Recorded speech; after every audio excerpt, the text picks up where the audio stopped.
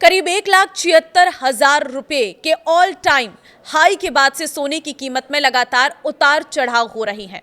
कयास लगाए जा रहे हैं कि सोने का भाव अब 1,00,000 रुपए से नीचे तक आ सकता है। नमस्कार, मैं हूं आपके साथ ममता तिवारी। आप देख रहे हैं न्यूज़ 18 का डिजिटल प्लेटफॉर्म। कैसे सोने का भाव 1,00,000 रुपए से नीचे तक आ सकता है, इस रिपोर्ट में बता रहे हैं, ध्यान से सुनना। देखिए, सोने की इस गिरावट के पीछे रूस का अमेरिका को दिया एक ऑफर माना जा रहा है। अगर अमेरिका रूस के बीच ये डील हो गई तो बाजार में कई बड़े बदलाव हो सकते हैं। तो सबसे पहले वो डील जानना आपके लिए बहुत जरूरी है जो रूस और अमेरिका के बीच में होने जा रही है, जिससे पूरी तरह से सोने और चांदी के भाव की कीमतों में बदलाव आने वाला है। रूस जल्द ही व्यापार के लिए अमेरिकी डॉलर का इस्तेमाल शुरू कर सकता है।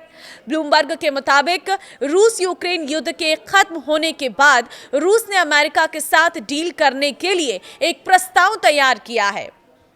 इसमें 7 पॉइंट हैं जिन पर रूस अमेरिका की सहमति बन सकती है। इनमें से एक है फिर से डॉलर का इस्तेमाल शुरू करना। रूस जो डॉलर के बजाय साझेदार देशों से लोकल करेंसी में ट्रेड करता है, अब वो डॉलर सेटलमेंट सिस्टम पर वापस आने की सोच रहा है। इसमें तेल और नेचुरल गैस खरीदने के लिए भी डॉलर का इस्तेमाल शामिल होगा। तो ये प्रपोजल रूस के सीनियर अधिकारियों के बीच साझा किया गया है। और अब आपको बताते हैं कि दोनों देशों के बीच जो संभावित डील है वो कौन कौन सी है। पहली तो है एविएशन डील, दूसरी है एनर्जी पार्टनरशिप, तीसरी है बाजार खोलना, चौथी है न्यूक्लियर और एआई। इसी के साथ ही डॉलर में व्यापार, मिनरल डील, क्लाइमेट चेंज। तो ये 7 डील ऐसी हैं जो अमेरिका और रूस के बीच में हो सकती हैं और इन्हीं दोनों डीलों पर टिकी है आगे की पूरी बाजार की रणनीति। रूस ने डॉलर का इस्तेमाल बंद क्यों किया था और अब क्यों शुरू करना चाहता है, ये भी आप समझिए।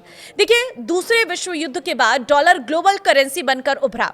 आज दुनिया भर में व्यापार के लिए सबसे अधिक इस्तेमाल डॉलर का होता है, लेकिन रूस अपनी करेंसी रूबल से ग्लोबल ट्रेड करता है। दरअसल डॉलर में कारोबार करने के लिए दुनिया भर के देश अमेरिका ट्रेजरी के बॉन्ड खरीदकर अपने पास रखते हैं। बॉन्ड यानी वादा, यानी अमेरिका सरकार बॉन्ड खरीदने वालों से एक तय समय में तय रकम ब्याज के रूप में देने का वादा करती है। 2022 में अमेरिका ने इसी तरह खरीदे गए बॉन्ड्स को जब्त कर लिया और ब्याज तो दूर, मूल रकम भी लौटाने से इनकार कर दिया। इसके बाद से ही रूस समेत दुनिया भर के तमाम देशों ने अपने फॉरेन रिजर्व में डॉलर कम करके सोना खरीदना, सोना रखना शुरू कर दिया। जैसे भारत और चीन, अमेरिका की लगाई पाबंदियों के चलते रूस पश्चिमी देशों से ट्रेड नहीं कर पा रहा है। इससे नेचुरल गैस का कारोबार करने वाली रूसी कंपनियां घाटे में चल रही हैं। उनकी इकोनॉमी का भी खस्ता हाल है। ऐसे में रूस फिर से अमेरिकी डॉलर में व्यापार कर अपनी अर्थव्यवस्था, ट्रेड और फॉरेन रिलेशंस को सुधारना चाहता है।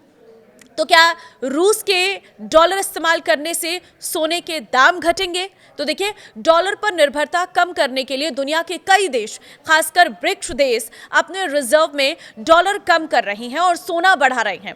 2005 में भारत के फॉरेन रिजर्व में सिर्फ 4.3% गोल्ड था, जो 2025 में बढ़कर 15% हो गया है। 2000 से 2025 के बीच चीन का गोल्ड रिजर्व 443% बढ़ा है और ब्राजील ने 2025 में 16 टन सोना खरीदा है। इससे पहले 4 सालों में उसने कोई सोना नहीं खरीदा था। तो एक्सपर्ट्स का कहना है कि रूस के फैसले के बाद डी-डॉलराइजेशन की प्रक्रिया में बड़ा बदलाव आएगा। दुनिया भर के सेंट्रल बैंक घबराकर तेजी से गोल्ड रिजर्व कम कर सकते हैं। इससे मार्केट में सोने की सप्लाई बढ़ जाएगी। जब मार्केट में किसी चीज की सप्लाई डिमांड से ज्यादा हो जाती है तो उनके दाम गिरने लगते हैं। सोने के साथ ही आने वाले दिनों में ऐसा हो सकता है। देश के सेंट्रल बैंक सोना खरीदना कम कर सकते हैं। इससे सोने के दाम में भारी गिरावट आ सकती है। संभावना है कि सेंट्रल बैंक अपना सोना मार्केट में बेचने भी लगेंगे। तो क्या सच में सोना 1,00,000 से कम होने वाला है? तो देखिए, एक्सपर्ट्स का कहना है कि भारत में सोना पहले ही अपने ऑल टाइम हाई से 15% कम हो गया है और अभी इसके और गिरने की संभावना है। भारत में सोना 1 लाख प्रति किलोग्राम से कम हो सकता है। 2027 तक भारत में प्रति 10 ग्राम सोना 90,000 से 1 लाख रुपए के बीच सेटल हो सकता है। सोने की कीमतों में उतार चढ़ाव की अन्य संभावनाएं भी बताते हैं। सोने की कीमत कम होने से लोग लॉन्ग टर्म इन्वेस्टमेंट के लिए सोने में निवेश बढ़ा सकते हैं। परमाणु हथियार के मामले में अमेरिका और ईरान का मुद्दा अभी सुलझा नहीं है। इन बातों से सोने की कीमतों को पुश भी मिल सकता है। 2026 में अब तक सोने के दाम में कैसे उतार चढ़ाव आए वो भी आप जानिए। Indian Boolean and jewellers association यानी IBJA के मुताबिक 1 जनवरी 2025 को 10 ग्राम 24 कैरेट सोने की कीमत 76,162 रुपए थी, जो तब भारत में ऑल टाइम हाई थी। साल खत्म होते होते सोना 1,33,000 रुपए के पार पहुंच गया। सोने में ये तेजी 2026 में भी जारी रही। 29 जनवरी को सोना 1,76,121 रुपए के ऑल टाइम हाई पर पहुंच गया, लेकिन 3 दिन बाद 1 फरवरी को ही ये गिरकर 1,48,697 रुपए पर आ गया। 12 फरवरी को रूस अमेरिका की डील की खबर आने के बाद इंटरनेशनल मार्केट में सोना 3% तक गिर गया है, 3% तक गिर गया है। भारतीय मार्केट में भी अगले दिन सोना 2,885 रुपए गिरकर 1,52,765 रुपए प्रति 10 ग्राम पर आ गया है। हालांकि 16 जनवरी को जब बाजार खुला तो सोने में 1,315 रुपए की बढ़ोतरी हुई, 1,54,080 पर यह पहुंच गया है। तो इस तरह से सोने के भाव में उतार चढ़ाव देखने को मिला। 2026 में खास तौर पर सोने की कीमतों में काफी ज्यादा उतार चढ़ाव देखने को मिला है। अब सीधे सबकी नजरें टिकी है अमेरिका और रूस के बीच होने वाली उस डील पर। अगर ये डील फाइनल हो जाती है, अगर रूस एक बार फिर से डॉलर पर व्यापार करने लग जाता है, तो कहीं ना कहीं सोने की कीमतों में एक भारी गिरावट देखने को मिल सकती है।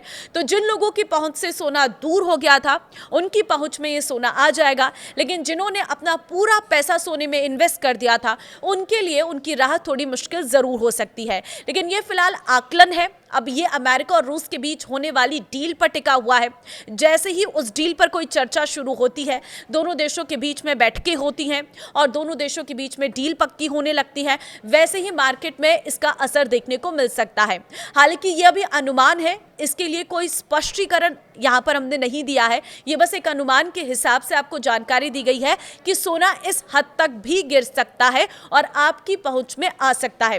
फिलहाल इस वीडियो को शेयर कर देना सभी लोगों के साथ, ताकि बाजार में हो रहे उतार चढ़ाव में सभी लोग इन्वेस्टमेंट करने से पहले एक बार सोचें और तभी जाकर किसी भी शेयर को खरीदें या सोने चांदी में इन्वेस्ट करें। नमस्कार।